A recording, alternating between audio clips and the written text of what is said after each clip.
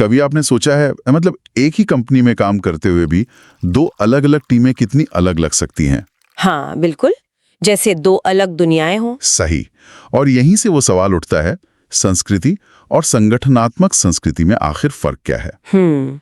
तो आज हम इसी पर बात करेंगे, समझेंगे कि ये दोनों क्या हैं और कैसे कम्युनिकेशन, खासकर एआई वाला कम्युनिकेशन, इस गैप को भर सकता है। अच्छा। हमारे पास एक लेख है जो बताता है कि कैसे वर्कप्लेस रेडियो जैसी चीजें कंपनी में एकता ला सकती हैं। इंटरेस्टिंग। हाँ, तो हमारा मकसद है कि इन दोनों कॉन्सेप्ट्स को साफ साफ समझें और देखें कि ये नई तकनीक वर्कप्लेस को कैसे बेहतर और शायद ज्यादा कनेक्टेड बना सकती है। चलिए शुरू करते हैं। चलिए।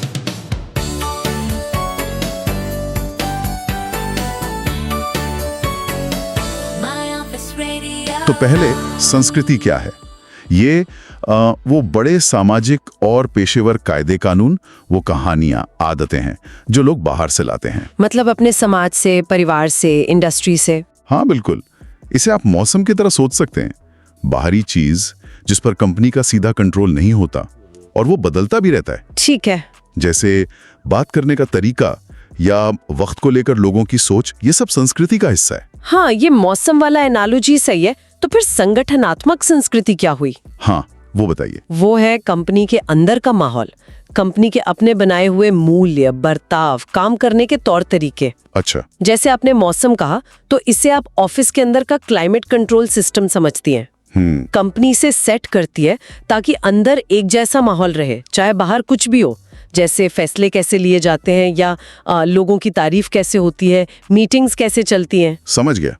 तो एक बाहर का मौसम, एक अंदर का क्लाइमेट कंट्रोल, और इन दोनों के बीच की सबसे अहम कड़ी वो है कम्युनिकेशन, संचार। हाँ, जब कंपनियां कहती है ना हमें बेहतर कल्चर चाहिए, तो असल में वो कह रही होती हैं हमें ऐसा कम्युनिकेशन चाहिए जो साफ हो, लगातार हो, भरोसेमंद हो।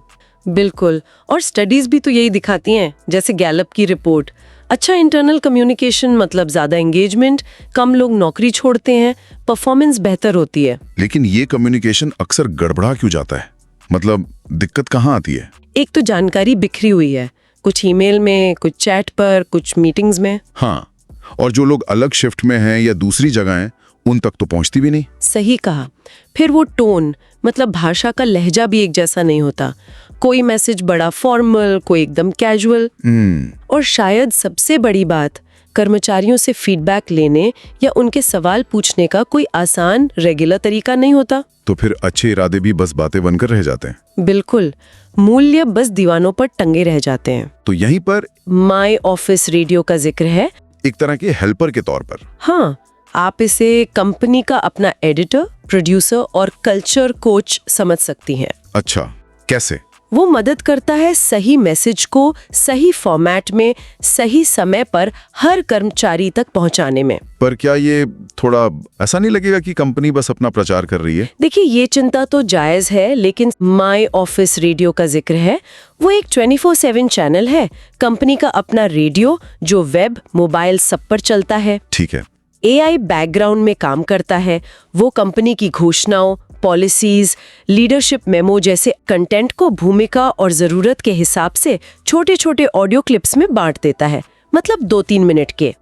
और जरूरी बात यह है कि ये सिर्फ ऊपर से आई जानकारी नहीं देता, ये कर्मचारियों की कहानियों को भी शामिल करता है ताकि वो ज्यादा मानवीय लगे। अच्छा, ये इंटरेस्टिंग है। टेक्नोलॉजी तो समझ आ गई, पर असल में फायदे क्या हैं इसके, मतलब प्रैक्टिकल बेनिफिट्स? बिल्कुल है। जैसे नए लोगों की ऑनबोर्डिंग बेहतर होती है, उन्हें रोज कुछ हफ्तों तक छोटी छोटी जरूरी जानकारी मिलती रहती है। ओके। सेफ्टी और कंप्लायंस के रिमाइंडर सही टीम तक सही समय पर पहुंचते हैं।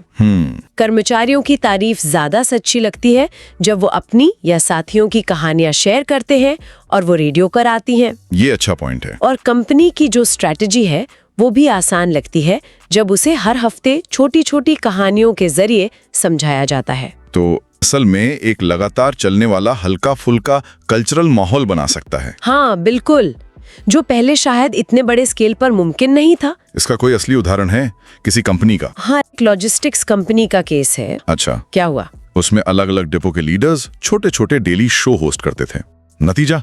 कुछ ही हफ्तों में सेफ्टी इंसिडेंट्स कम हो गए। अरे वाह! और एम्प्लॉय रेफरल्स बढ़ गए क्योंकि लोग रेडियो पर अपनी या साथियों की तारीफ सुन रहे थे। कमाल है। मैनेजर्स ने भी कहा कि अब उन्हें अपडेट देने में कम टाइम लगता है क्योंकि रेडियो एक भरोसेमंद सोर्स बन गया था। तो अगर हम इसे समेटें, संस्कृति वो है जो लोग बाहर से लाते हैं, हाँ, और संगठनात्मक संस्कृति वो है जो कंपनी अंदर बनाती है जानबूझकर। बिल्कुल। और कम्युनिकेशन, खासकर स्मार्ट कम्युनिकेशन, इन दोनों के बीच का पुल है। ये मूल्यों को एक्शन में बदलता है। एकदम सही। और इसका महत्व ये है कि इफेक्टिव कम्युनिकेशन बिखरी हुई टीमों को एक असली कम्युनिटी में बदल सकता है। हाँ। ये सिर्फ जानकारी देना नहीं है, बल्कि वो जुड़ाव, वो पहचान, एक कॉमन पर्पस की भावना जगाना है। जब कम्युनिकेशन में एक लय हो, इंसानियत हो और वो टू वे हो, हाँ, तभी वो कल्चर को सही मायने में शेप कर सकता है। आखिर में एक सवाल सोचने के लिए छोड़ते हैं।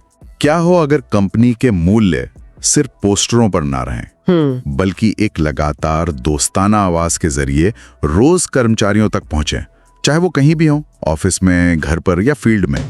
क्या ये चीज काम करने की जगह पर अपनेपन और जुड़ाव की भावना को सचमुच बदल सकती है? My